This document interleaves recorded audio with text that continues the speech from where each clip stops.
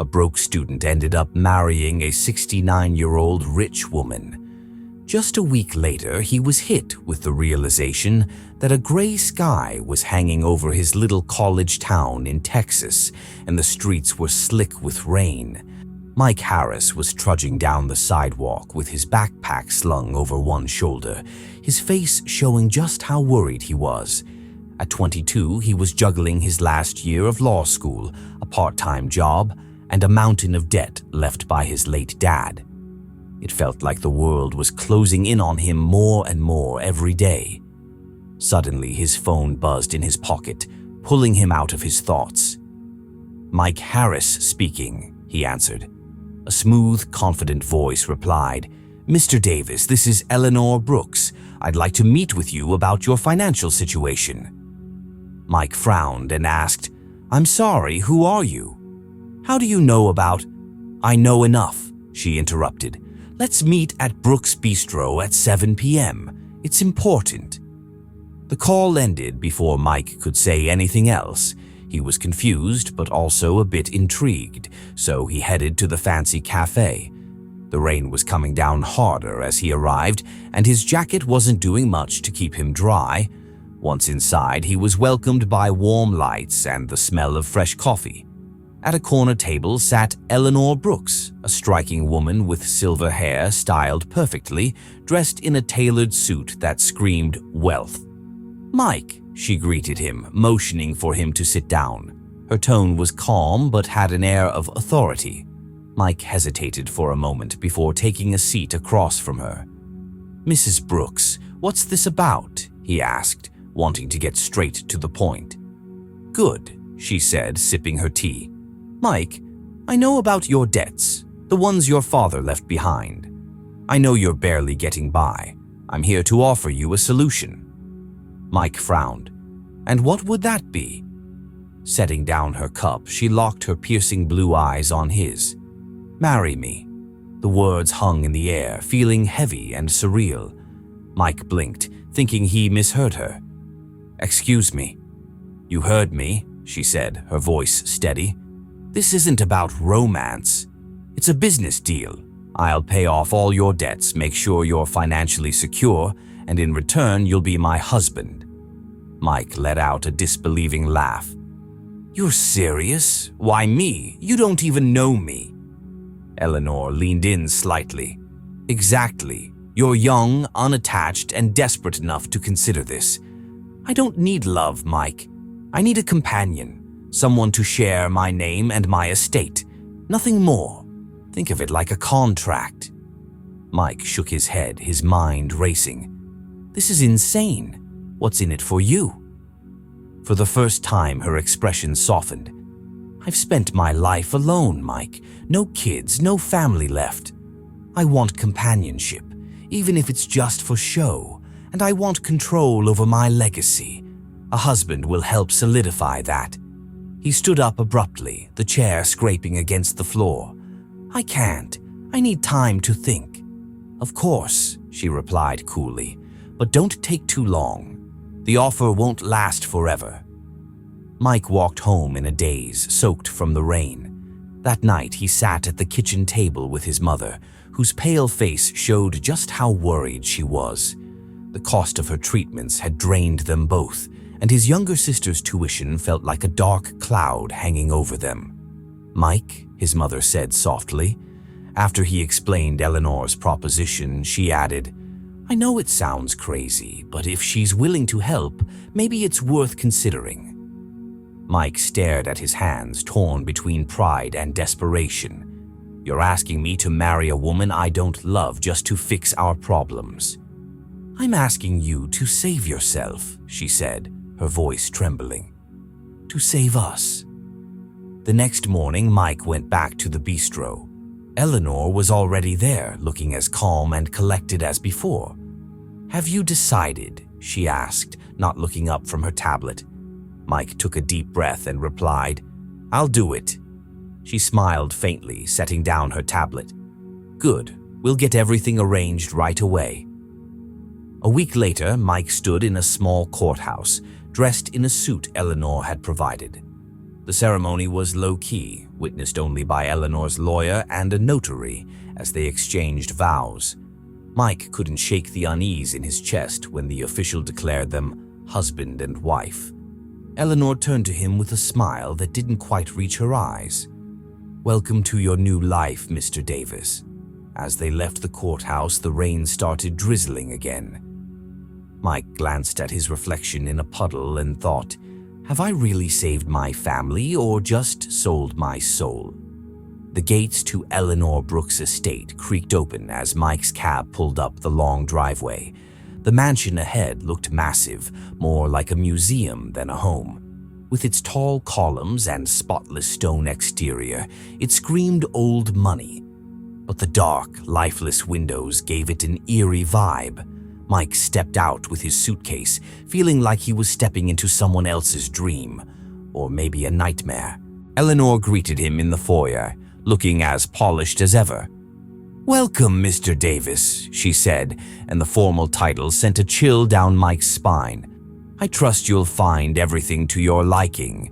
Dinner is at 7. He nodded, not sure what to say, and followed a housekeeper to his room. It was fancy, with a king-sized bed, antique furniture, and huge windows overlooking perfectly trimmed gardens. But even with all that luxury, the room felt cold, like no one had ever really lived there. That night, Mike sat stiffly at the long dining table. Eleanor was at the far end, dressed impeccably in a silk blouse and pearls. The food was extravagant, made by a chef he hadn't even seen, served by staff who moved around silently. "I trust you're settling in?" Eleanor asked, slicing into her filet mignon with precision. "It's different," Mike replied carefully. "This place is huge. I feel like I might get lost." Eleanor smirked. "You'll get used to it or you won't. Either way, you're here." Mike bristled at her bluntness. "You didn't say much about your late husband before." Eleanor's knife stopped mid-cut. She dabbed her mouth with a napkin before answering. "He was a businessman like your dad. Their paths crossed once or twice," she said, her tone darkening. "But as you might guess, not all encounters end well." Mike's heart raced. "What do you mean?" She looked at him, her eyes sharp. "Let's just say unfinished business has a way of lingering." She picked up her wine glass. "But that's in the past. You'll soon understand why I chose you." Her cryptic words left Mike feeling uneasy. After dinner, he wandered the halls of the estate. The house was eerily quiet except for the faint creaks of the floorboards. He passed several locked doors, their brass handles shining in the dim light, each one seeming to whisper secrets he wasn't meant to know. As the days went by, Mike felt more and more unsettled. The staff avoided eye contact, speaking in hushed tones when they thought he wasn't listening. He overheard bits of conversations that made his stomach churn. Why him? Does he even know she never does anything without a reason?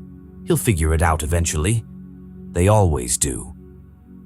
One evening, while pacing in the library, Mike saw Eleanor's desk covered in papers, along with a small, ornate key that caught his eye. It gleamed under the desk lamp, its intricate design drawing him in. He glanced around the room. No one was there. Heart racing, he reached for it. The key felt heavier than he expected, cool to the touch. Could it be for one of those locked doors? He looked toward the hallway where shadows danced on the walls. His breath quickened as he slipped the key into his pocket. That night, lying in his luxurious but stifling room, Mike turned the key over in his hands. A million questions swirled in his mind, but one stood out. What is Eleanor hiding? And why had she really chosen him? The mansion was wrapped in silence as Mike crept down the hall. The key felt like a heavy weight in his pocket, its coolness pressing against his thigh. His heart raced as he approached the door he'd noticed earlier, its ornate handle shining faintly in the moonlight streaming through the windows. He glanced over his shoulder, then turned the key in the lock. The soft click echoed in the stillness, sending chills down his spine. Slowly, he pushed the door open. The room was like a time capsule, frozen in another era, with dusty furniture and faded wallpaper. Photos in tarnished silver frames lined the table, capturing happier moments. Eleanor as a young woman, a man who must have been her late husband, and another couple Mike didn't recognize. But it was the stack of papers on the desk that really caught his attention. Mike flipped through them, eyes widening. Legal documents laid out failed business deals between Eleanor's husband and Mike's dad.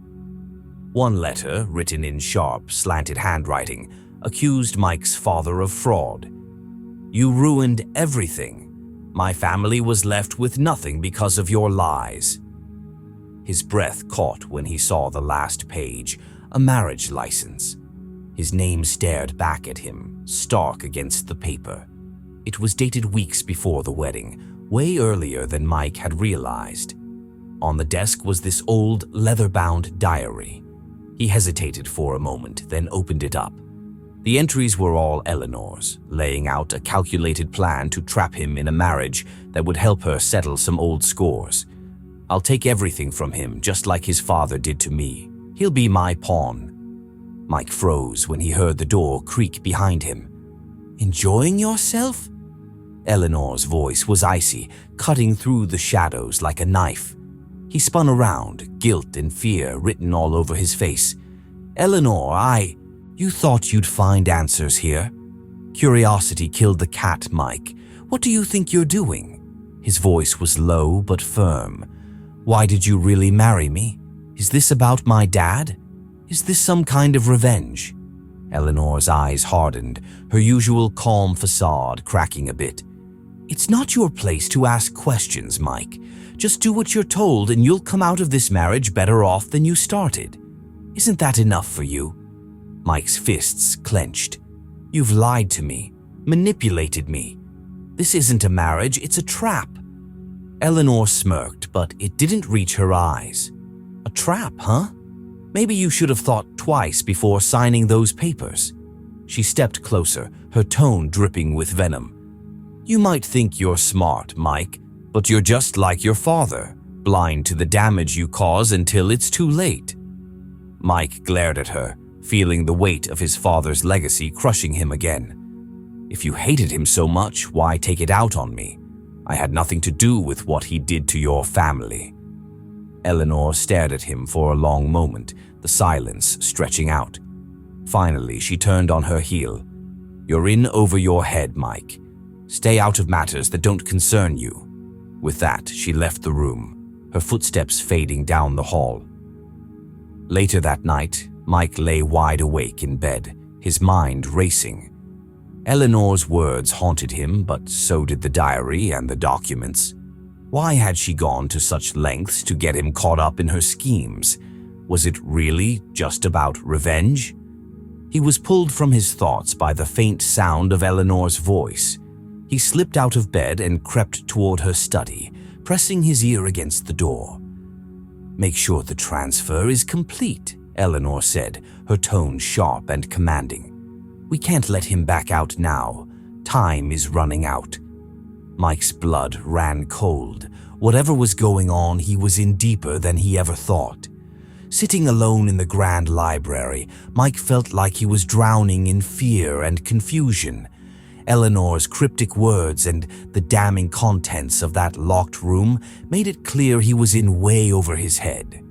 The once grand estate now felt like a fancy prison, its luxurious decor hiding dark secrets. That evening, Mike approached Mr. Harris, the head butler, a guy whose calm demeanor suggested he knew more than he let on. "Mr. Harris," Mike said, "I need your help. Something isn't right here." The older man regarded him with a steady gaze, hands clasped behind his back. "Mr. Harris, you know something, don't you? About Eleanor, about all of this." Mr. Harris hesitated before replying. "You're not the first young man to get pulled into Eleanor's world, Mike. She's clever, resourceful, and ruthless when it comes to her goals. My advice? Watch your back." Mike's chest tightened. "Why are you still here if you know what she's capable of?" Mr. Harris's expression softened, a flicker of regret passing over his face. Some of us don't have the luxury of walking away. I'm determined to find a way out. Mike started hatching a plan. He reached out to a trusted friend from law school, Peter, under the pretense of catching up. "Mike," Peter said, "hypothetically, if someone signed a contract under coercion or false pretenses, can they get out of it?" "Hypothetically, yes, but it depends on the evidence." "Why? Are you in some kind of trouble?" Mike deflected. "Just a class project I'm working on." "Thanks, man." Over the next few days, Mike carefully searched Eleanor's office whenever she was out, hoping to find something that explained her obsession with his father. Late one night, as he rummaged through her desk, he found an envelope addressed to his dad. The letter was a scathing condemnation written by Eleanor herself, accusing Mike's father of embezzlement, fraud, and deceit that had led to Eleanor's family's financial ruin and ultimately the death of her husband. "You left us with nothing. My husband was so stressed he couldn't handle it, and now he's gone because of you. I'm going to make sure your family pays for what you did." Mike felt his stomach twist. Eleanor wasn't just trying to get her fortune back. She was out for revenge, fueled by years of hurt and anger. He put the letter back where he found it and made up his mind to do something. He couldn't let Eleanor use him as a pawn in her game. That night, he started planning how to escape the estate. But Eleanor's sharp instincts picked up on his tension. The next morning, she found him in the breakfast room, her icy presence slicing through the silence. "Mike, you've been busy, haven't you?" Mike froze, spoon halfway to his mouth. "I don't know what you're talking about." Eleanor smiled coldly. "Don't play dumb with me, Mike. If you think you can outsmart me, you're in for a rude awakening. I've dealt with far cleverer opponents than you." Mike swallowed hard, trying to keep his voice steady. "I don't know what you're accusing me of, but I'm not doing anything wrong." Eleanor leaned in closer, her voice dropping to a venomous whisper. "If you betray me, you're going to regret it. Remember that." She straightened up and left the room, leaving Mike to wrestle with the growing realization that escaping might be riskier than staying put. But staying meant giving in to Eleanor's twisted plans, and that was a fate he wasn't willing to accept. The atmosphere in the estate felt charged as Mike paced the library, the weight of what he'd discovered pressing down on him. The private investigator he'd quietly hired had just left, confirming the awful truth. Eleanor's late husband, Harold Brooks, had been swindled by Mike's dad in a shady real estate deal that wiped out the Brooks family's fortune. Harold's heart attack soon after was the final straw, leaving Eleanor bitter and hell-bent on revenge. Eleanor's offer to marry Mike wasn't just some calculated move to settle scores. It was a way to make his family suffer, even from beyond the grave. Mike clenched his fists, anger boiling inside him. How could she blame him for his dad's mistakes? But even though he hated what Eleanor was doing, he couldn't ignore the pain that drove her. That evening, Mike secretly met up with his law school buddy, Peter. With Peter's help, he gathered all the evidence he had collected from Eleanor's office and what the investigator found. Among the documents, they uncovered Eleanor's shady business dealings and falsified reports aimed at rebuilding her empire at any cost. "Mike, this is enough to take her down," Peter said, "but you need to be careful. If she realizes you're onto her, who knows what she might do?" Mike nodded grimly. "She's already done enough damage. It's time to put a stop to this." The next morning, Mike waited in the grand sitting room, the evidence safely in his bag. When Eleanor finally walked in, still icy as ever, he stood up to face her. "Mike, we need to talk," he said. Eleanor raised an eyebrow, her tone sharp. "Oh, really? What could be so urgent?" Mike's voice was steady as he pulled out the documents. "I know everything about my dad, about Harold, and about what you've been doing to rebuild your fortune. For the first time, Eleanor's calm facade cracked a little as her eyes darted to the papers in Mikey's hand. "You've been snooping around again, haven't you? Do you even get what your father did to my family?" Mike stepped closer, his voice rising. "I get that he messed up big time. But what about the people you've hurt in the process? What about me? I didn't do anything to deserve this." Eleanor's jaw tightened. "And my family deserved to lose everything? My husband deserved to die from stress and heartbreak while your dad lived it up? Don't lecture me about fairness, Mike." Mike's hands shook as he held up the evidence. "Revenge isn't going to bring him back. Eleanor, this won't fix what happened. You've spent your life caught up in this, hurting innocent people and messing up lives. When does it stop?" Eleanor's shoulders slumped a bit, and for a quick second Mike thought he saw a hint of regret in her eyes. "You remind me of him, you know," she said softly. "Harold, you've got that same fire, that same stubbornness. I didn't think I'd feel anything for you, Mike. But here we are." Mike paused, surprised by what she just said. "If you really feel that way, then just stop this. Let it go before it's too late." But before Eleanor could say anything back, they heard car tires crunching on gravel outside. Moments later, police officers walked into the room, followed by Peter. "Eleanor Brooks, we have a warrant for your arrest. You're being charged with multiple counts of fraud and conspiracy," one officer said. Eleanor's expression hardened as she looked from the officers to Mike. "You called them?" she asked, her tone sharp. Mike met her gaze, his voice steady. "You left me no choice." As the officers led Eleanor away, she turned back to Mike one last time. "You might think you've won, Mike, but revenge isn't so easy to shake off. Be careful. It might consume you too." Mike watched her leave, feeling a mix of relief and sadness. He had exposed the truth and protected himself, but Eleanor's parting words hung heavy in the air. Was she right? Would the shadow of their past ever really fade? The gavel's bang echoed in the courtroom, marking the end of Eleanor Brooks's trial. Mike sat quietly in the back, watching the once powerful woman he had married face the music for her actions. His testimony had helped lessen her punishment, but he hadn't done it out of pity. He understood the complicated story they shared.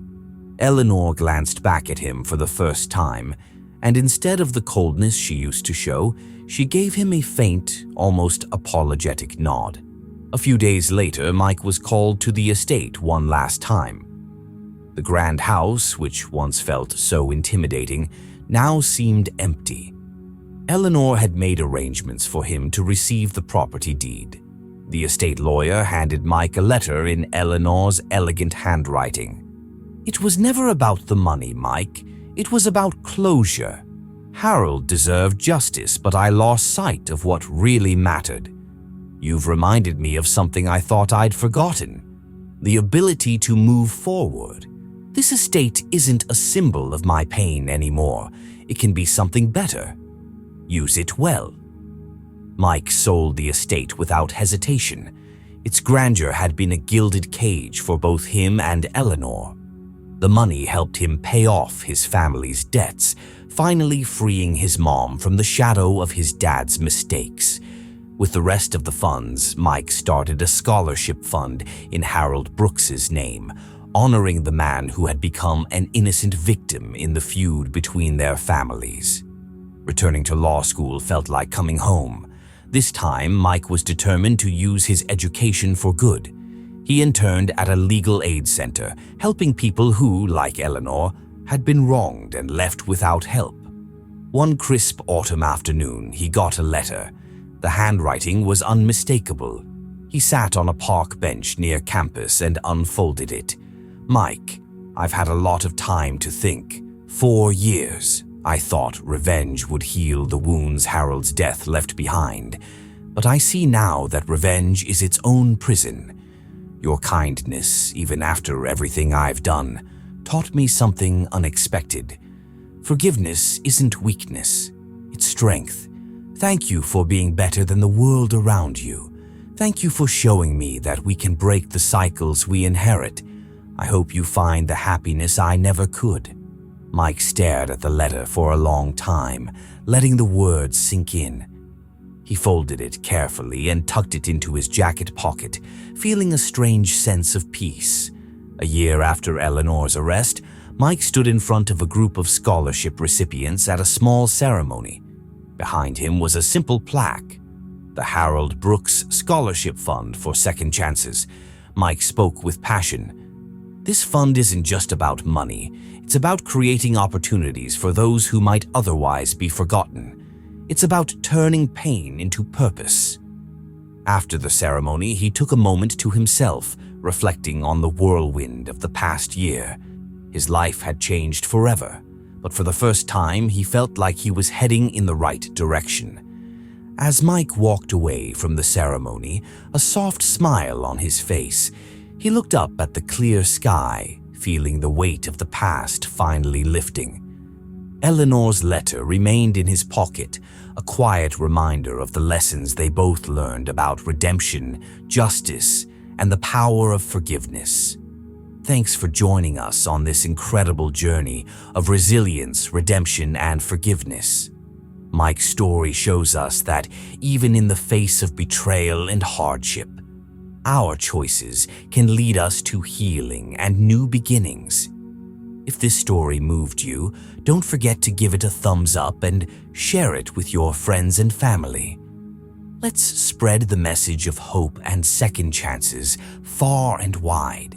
And if you haven't already, subscribe to Soul Stirring Stories for more heartfelt tales that touch your soul and remind us of the power of compassion, forgiveness, and love. Thanks for watching, and we'll see you next time with another soul-stirring story. Until then, take care and cherish the lessons life brings.